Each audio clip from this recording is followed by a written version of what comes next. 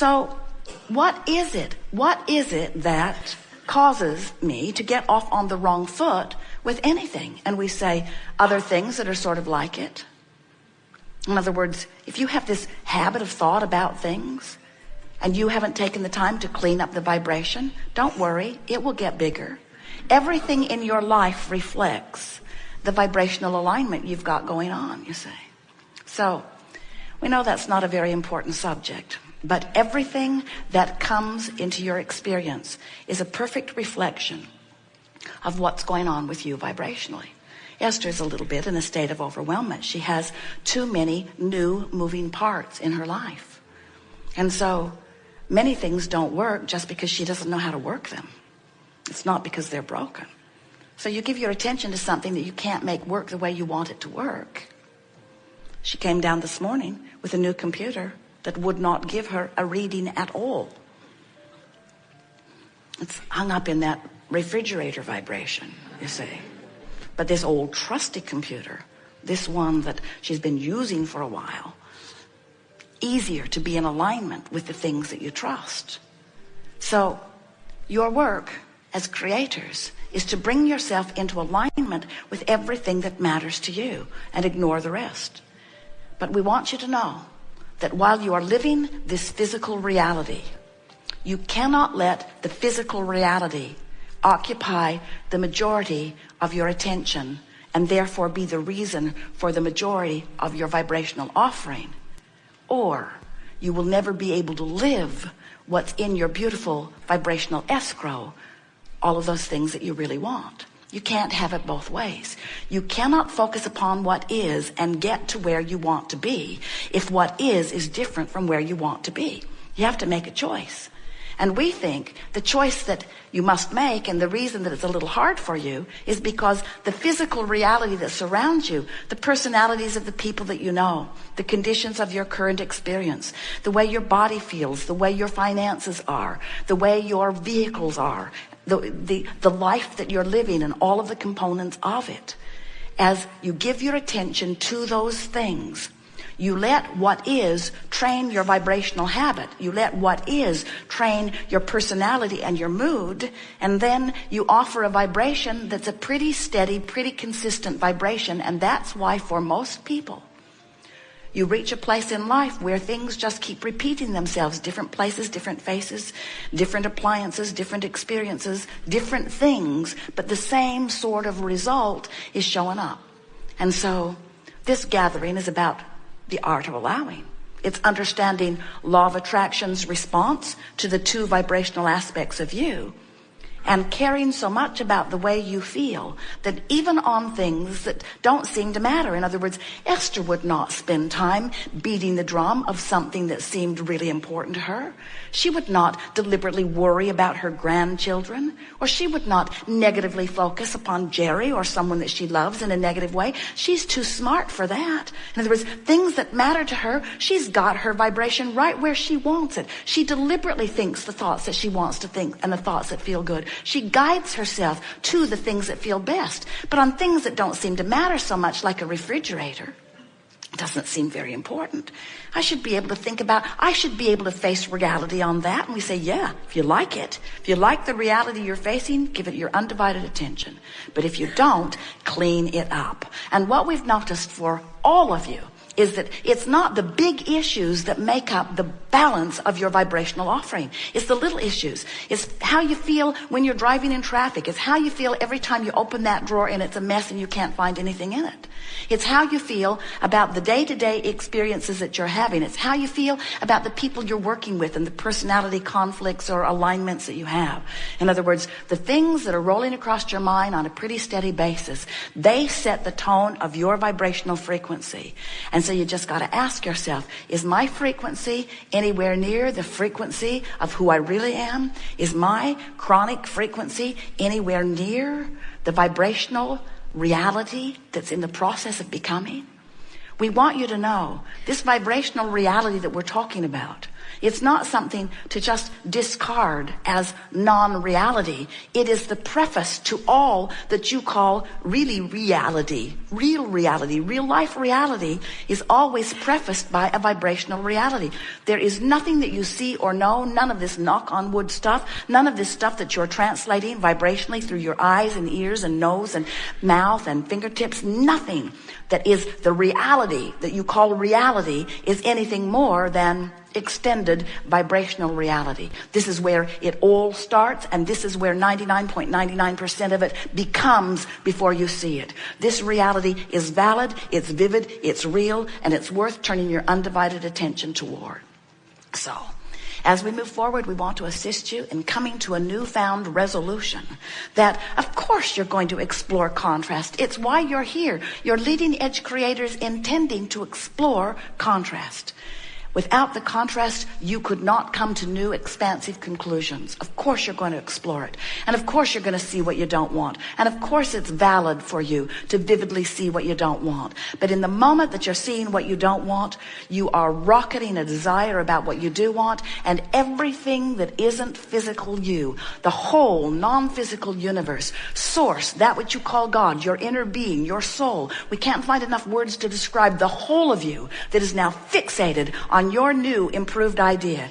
Everything is over here in this vibrational reality. So now, been hearing about law of attraction? Law of attraction says that which is likened to itself is drawn. So you sent another rocket of desire over there, added to your vibrational reality, and law of attraction is responding to this vibrational reality in a new, more powerful, more vivid way than ever. And what that means is this vortex of creation, because of law of attraction's attention to it, is now bringing, in other words, a culminating, a drawing together, an attraction, a magnetic attraction of all things necessary for the completion of your creation is not just underway, it's done. Everything's been amassed. The other people with the perfect attitudes, because the people that didn't match your creation weren't drawn in. Only what works for what you've asked for has been drawn here. Circumstances and events and people and rendezvous have all amassed. It's vivid, it's real. If you could see it, you'd be as delighted for you as we are. The question that this Art of Allowing workshop wants to ask is, where are you? And we want to say, often you're the only component not there. It's all there but you. And until you get there, it can't be your reality. So you could say, and we will say, your vibrational reality has created a reality that is ready for it to pop and hatch in your experience right now, unless you're beating the drum that doesn't let you're the only missing part, the only missing component to this creation. The art of allowing is you figuring out how to allow yourself to be drawn in, not make yourself go there. That's not what it is. This isn't the art of assertion. This isn't the art of motivation. This isn't the art of making something happen. Law of attraction is bringing it all together. You've got to allow yourself. You see, the other components have allowed themselves in, and you know why? Because they are a vibrational match to what you're asking for. So the property came, the money came, the other people came, the cooperative, everything came. Everything came. You got to allow yourself there. And what might you do that would keep you from allowing yourself to go? Now, law of attraction is bringing all of this together. Are you hearing this? Law of attraction is bringing this all together. So someone not worrying about it, they got in. In other words, everything that you need for your creation, all of the financial backing already lined up, all of the buildings you'll need already lined up, all of the lovers you're looking for already lined up. Everything's lined up. Everything's not only lined up, everything's assembled. It's not just assembled, it's all right there. It's all right there, ready for you to let yourself see the revelation of it, ready for you to do what? To allow yourself to go. So what do you have to do to prepare yourself to be there?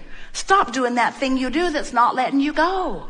Stop noticing it's not done. Stop worrying. Stop focusing upon the things that are opposite of it. Stop being stuck in step one. Stop saying, where is it? Why isn't it here? What do I need to do differently? Just relax. And in the knowledge, relax in the knowledge that it's all being drawn, including you. So allowing is about relaxing and trusting and believing. Allowing is about hoping. In other words, so here's the vibrational reality. You like that term? Do you get it? Conceptually, it makes sense to you? It's so vivid. It's so real. We want so much for you to see it. But you know, if you're not in the vicinity of it, you can't see it. You can't even feel it or hear it from us. This must just look weird. A vibrational reality, blah, blah, blah, blah, blah.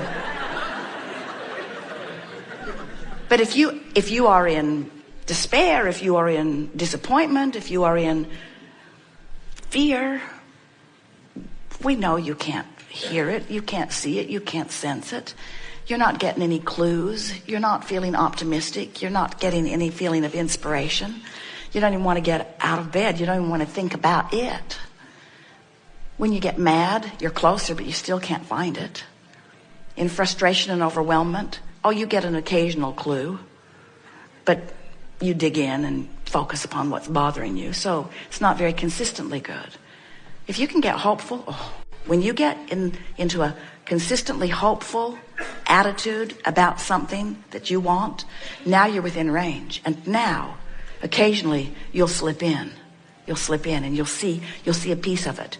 And the more you see from your hopeful place, then the more you believe. And when you're believing, you're in the vortex. When you're believing, when you're knowing, you are the vortex. When you know it, nothing less than what you want can be. When you know it, you walk, you speak, it happens. You walk, you speak, it happens. People say, how does this happen to you? And you say, because I know. I know my well-being. I know my worthiness. I know with clarity what I want. Life has helped me see it. And I know that I'm worthy. I know my worthiness. I know. But meanwhile, hang around there, out there, and hope. That's fine. Hope's good enough. If you can get to hope on the things that you care about, hope will bring you in enough that you'll start seeing evidence, and then you'll start believing. And once you start believing, then you're in the vortex. Then there's no separation between you and you. Then the manifestation must show itself to you. But friends, there's one thing that we really want you to understand. We're not trying to get you to to allow yourself into your vortex because we want you to have all that stuff that's in the vortex. While we do, we want you to have everything that you've been asking for. We want you to train yourself little by little into the allowing place, because the feeling of movement toward the vortex is the sublime feeling of life working for you. We want you, even before you're in the vortex where the manifestation shows itself to you, we want you to enjoy the ride on the way to the vortex. Now think about it. As Jerry and Esther are traveling from Phoenix to San Diego, most of the way they're not in San Diego. Let's call San Diego the vortex. Jerry calls it the Garden of Eden. Let's call it the vortex. Let's call it the vortex. Except for that one bad refrigerator, everything's perfect. So here is this vortex, and they're on their way across the desert. They're on their way across the desert. But they're going to travel 400 miles about before they arrive where they want to be. What we want you to understand is moving toward the vortex is the blissful aspect of life, you see. As you move from an attitude of hoping and trusting, hoping and knowing, hoping and trusting, wanting, hoping, trusting, this vortex that will eternally call you will give you the most delicious, breathtaking, vivid, tactile, visceral, delicious experience of life imaginable. And sure, you'll get in there and you'll revel in the manifestations. You will. It's so great to see something manifest that you've been wanting. But when it does, you'll say, yippee, for a minute. Because the process of life is going to always keep another vibrational reality out there before you. You are eternal creators of a new vibrational reality. And the living of life is the movement toward that vibrational reality. That's the eternal nature of your being.